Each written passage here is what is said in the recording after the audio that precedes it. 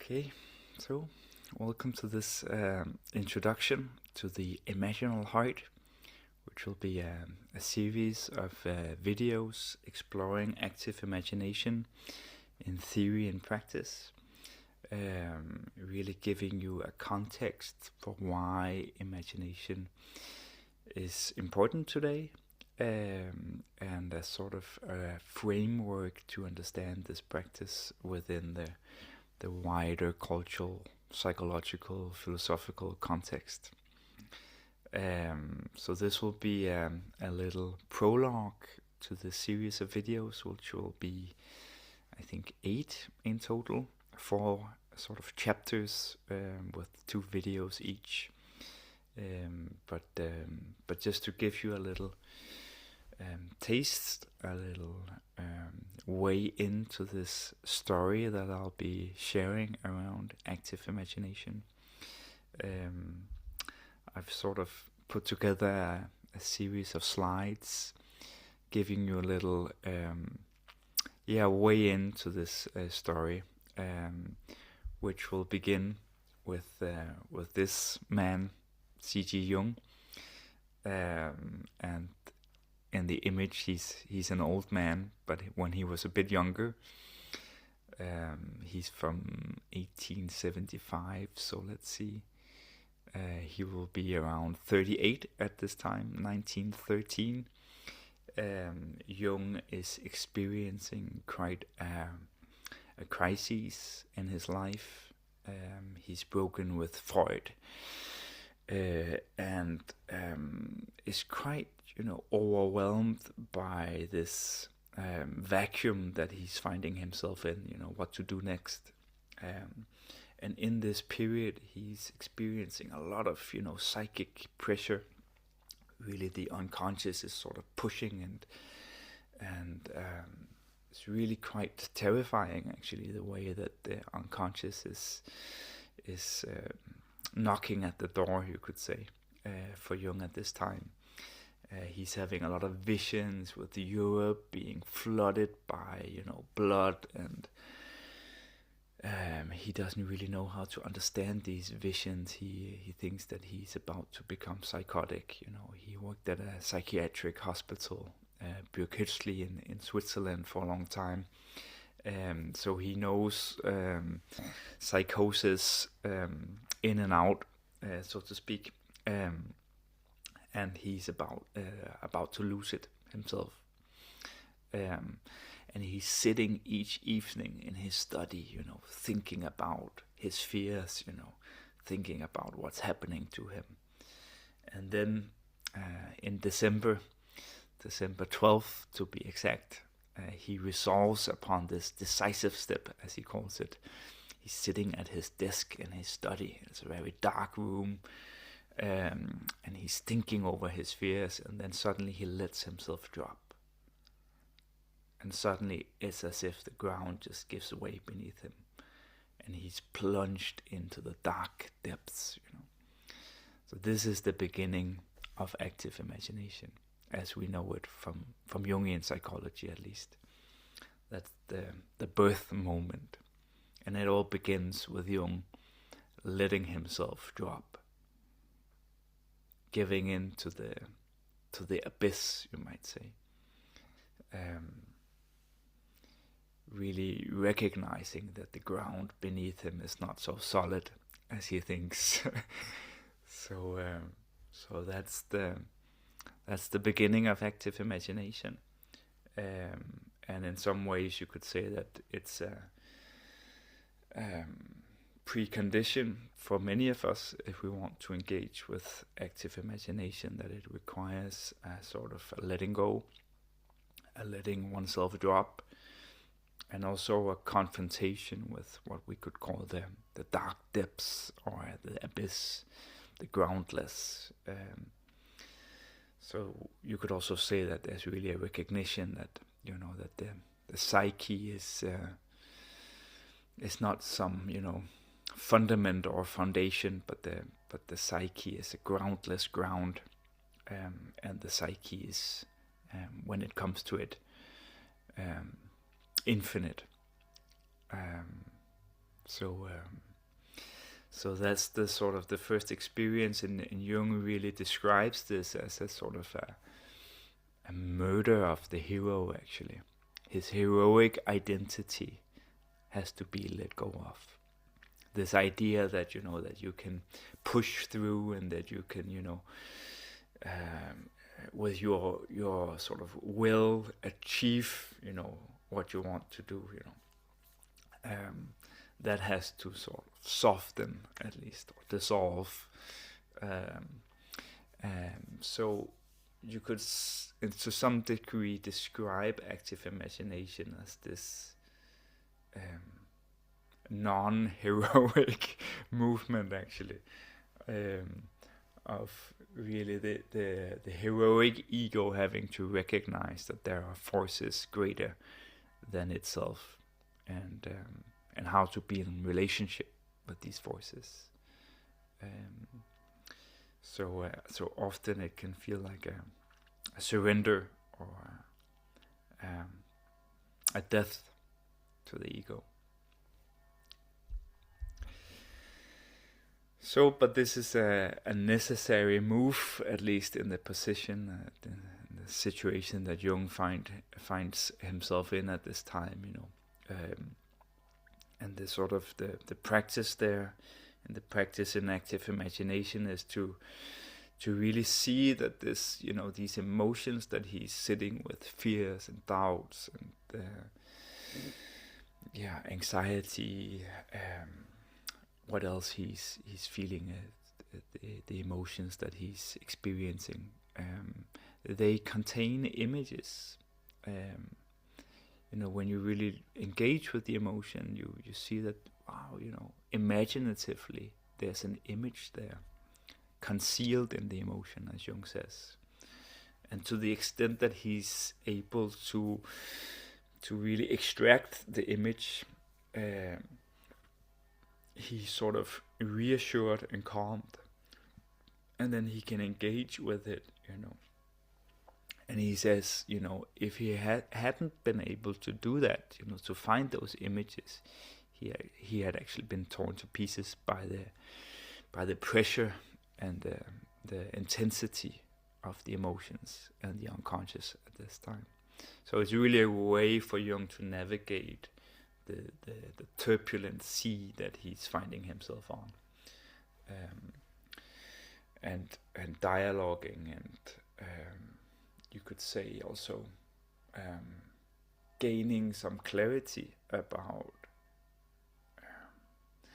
perhaps clarity is the wrong word, but a sense of meaning, perhaps, is the better, what is the meaning of all this,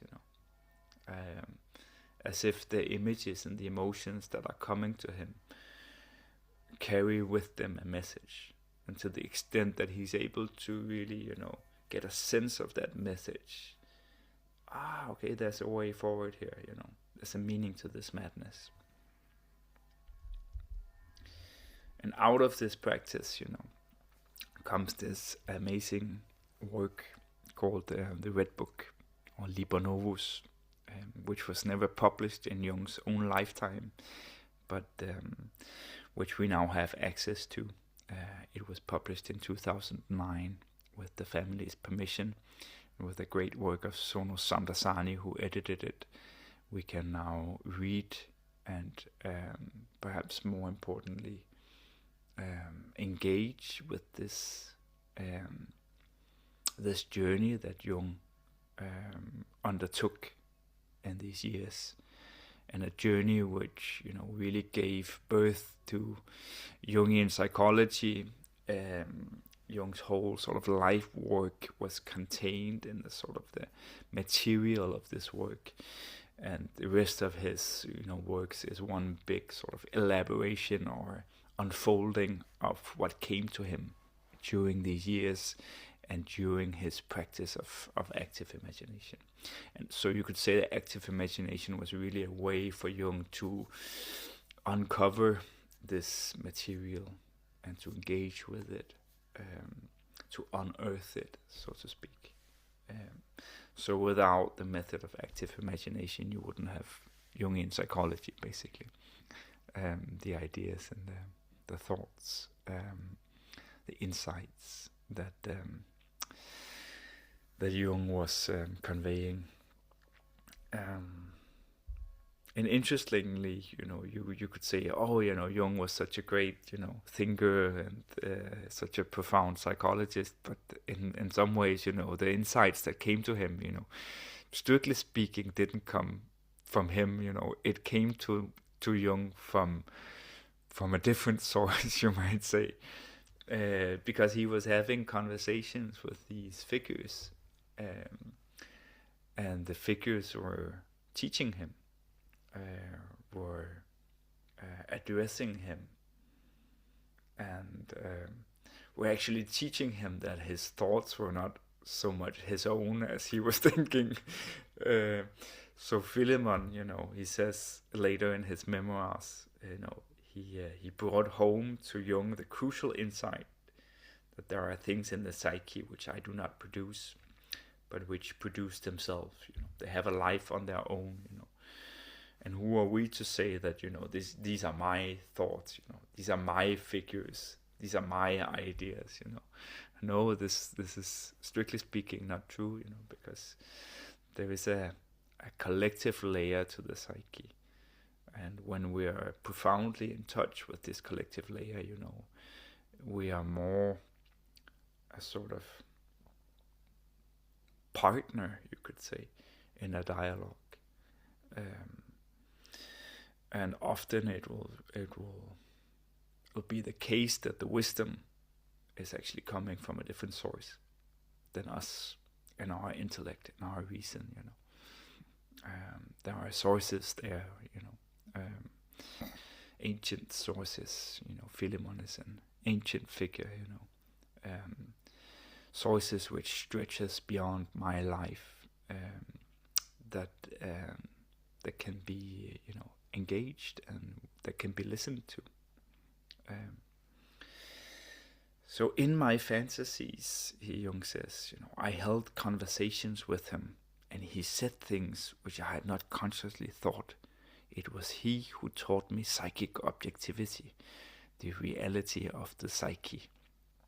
So this is a crucial insight that Jung has through his conversations with Philemon. And the insight is really, psychic objectivity. I think it's it's a bit of a, I don't know. It's a bit of an abstract way to put this. I prefer the reality of the psyche, or the reality of the soul, or as Henri Corbin speaks about, the mundus imaginalis. That there is a world, there's a realm of the psyche, which is real, which is ontologically speaking, I would say also a reality, that, to some extent that we've forgotten in our modern times. And the idea there is really that these figures, they are not just figments of my imagination, so to speak, but they are actually autonomous presences, autonomous beings that I need to, recognize that they are in some way, they have their own life. They're not just some symbol for my this and that. But the symbol has a reality in its own, and it's a good question whether to call them symbols at all. There's a funny scene in the Red Book where Jung says to one of the figures here, "Oh, but you are just a symbol of my and Elijah, the figure, answers, "No, we are not symbols. We are real." So this is again this, insisting from the side of the figure that they are autonomous, they are real. So in some way you could say that what Jung really discovers here is the mythopoetic imagination, the value of the mythopoetic imagination, which has been lost to the modern age. This is from Samdasani's introduction to the Red Book. But I think it's a very sort of precise quote from Samdasani here, that what Jung is doing here is not just, his own self-improvement project, his own healing, but it is a sort of a discovery which will have large, cultural consequences, or has a cultural value, that we've lost the connection to this realm, psychic objectivity, the reality of the soul, the mythopoetic imagination, all similar sort of points to the similar insight. So this is a profound, has a profound importance for how Jung looks at our culture and how he looks at individuation, because sometimes we think, oh, this is my individuation. This is about me, and to some extent, yes, but to some extent, it's also about a more collective, more cultural, more historic, you might also say, movement of establishing dialogue with the collective unconscious. And the relationship there goes both ways, and about recovering the value of the mythopoetic imagination.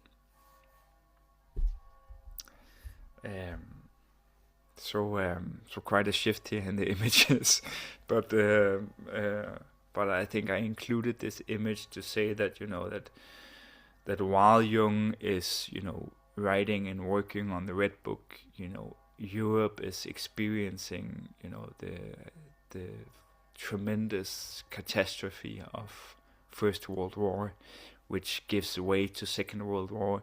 So Jung is really living through a sort of collapse of Western civilization, collapse of Western culture. And why is this important? Yes, it's important because Jung is actually, in his practice of active imagination, trying to heal a split in Western culture through the work with active imagination.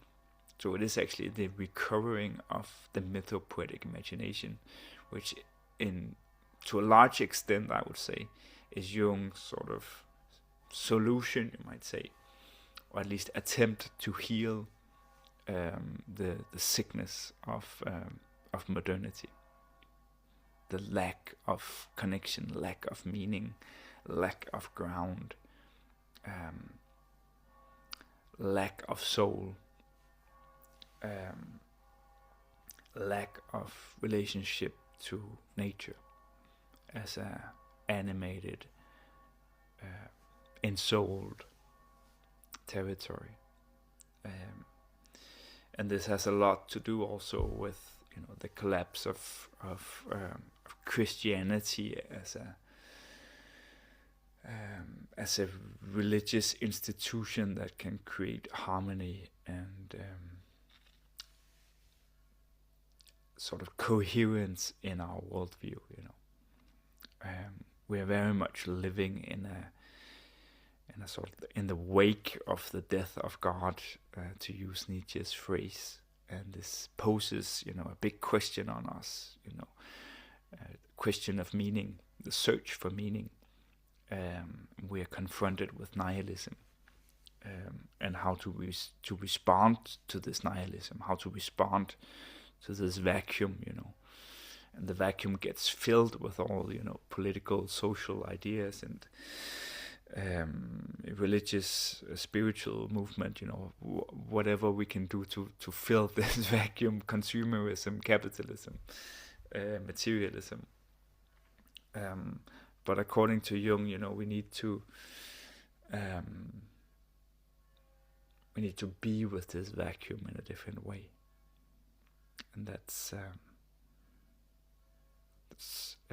partly what active imagination is about.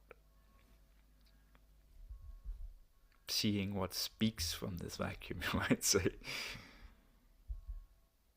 So,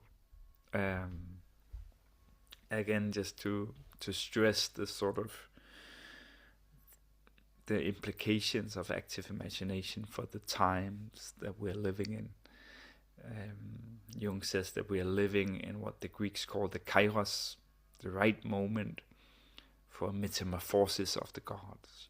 The gods are transforming themselves, all the time. This idea that God is not static, but God is a creative being, you might say, and he requires our creativity in order to renew him, her, itself. So it's, in some ways active imagination could be seen as a way of participating in that transformation of the gods, and our participation in this process, will be important, because the less that we're able to do that, the more destructive this transformation will become, according to Jung. So this will already, be touching on some deeper sort of aspects of active imagination, but just to give you an idea about how Jung looks at this practice from a sort of cultural and for the situation that we find ourselves in today, and perhaps we feel this even more today, or at least to a similar extent. I think that we are undergoing profound transformation as a culture, and how to participate in this in a wholesome way.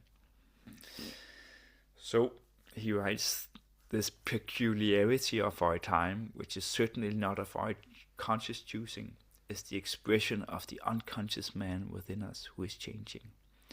Coming generations, so this is us, will have to take account of this momentous transformation if humanity is not to destroy itself through the might of its own technology and science. So how to take account of this transformation? And what does active imagination has to do with this? So these are the questions, sort of the main questions that we'll be exploring throughout the videos here. How does active imagination as a philosophical, psychological, spiritual practice speak to our times, to us, to you, dear listener? And how does it address the root causes of the polycrisis that we find ourselves in today, individually as well as collectively? So, there you have it, a little prologue and the questions that we'll be exploring. And then lastly, I would like to share this quote, perhaps as an invitation to, to also engage in the practice. It's, if you just want to listen to the videos and see what you get out of it, it's completely, fine to just do that. But there is really in this, and in Jung's Red Book, and in these videos that I'll be presenting, also really a sort of invitation to try to engage with the practice if it feels like it's calling you. So he says to one of his clients, Christiana Morgan, I should advise you to put it all down as beautifully as you can in some beautifully bound book. Then when these things are in some precious book, you can go to the book and turn over the pages. And for you it will be your church, your cathedral, the silent places of your spirit where you will find renewal. If anyone tells you that this is morbid and neurotic and you listen to them, then you will lose your soul, for in that book is your soul. So Christiana Morgan, he took Jung up on his invitation, and she painted these images that you see here below me and besides me. just a few of the images that she painted. And many of Jung's clients did this work of painting and dialoguing and using active imagination to unearth the mythic dimension of their own lives, but also of the situation that we find ourselves in collectively, of sort of discovering the meaning in the mess, or the myth in the mess, you might say, as James Hillman puts it. And it really has, I think, value that it's not just something that we think about and speak about, and but it's also a creative activity. This was so important for Jung also, that that these experiences and these insights, they get a physical form, that they to in some way become manifest, so you can go to that book and you can look at it and you can relate to it. So an invitation, and to say also that besides these videos, there will in the fall be a practice group which will be meeting every second week, some online, some physical, but it will be possible to participate online. And these are the themes that we'll be exploring during the videos and during this practice group. The desert, the other, the heart, and the world. But I'll be introducing these chapters more in the coming video. So ways of engaging with these videos, as I mentioned, simply watching the videos, see how it speaks to you. Engage in these live meetings. We'll really be exploring practice together. We'll be talking a bit about the ideas and the philosophy, but the focus will really be on the practice, and it will be a group for sort of sharing practice and experiences together and sharing dreams together. So really focus on the experiential aspect of this. And then if you're really keen on reading and studying and learning about Jung and Jung's journey in the Red Book Liber Novus, there'll be a study circle also that you can participate in, but 2 different groups, 2 different evenings. And then finally there'll be a series of active imagination rituals with the cacao, ceremonial cacao, which will take place in Copenhagen. So that's the sort of the ways that you can engage with active imagination during the fall of 2026. The videos will be available after that as well. But at least for the upcoming fall, you can consider if any of these options speak to you. Yeah. So if you're interested, go to the website. I'll put a link in the notes as well. There'll be dates, practical info, price, different prices for different income, and possibility of scholarship also. If you feel like it's too expensive for you, then get in touch. We'll figure something out. So, and questions, always welcome to write us at Find the Pelican. Thank you for listening. Hope to hear from you or see you or speak. So bye for now.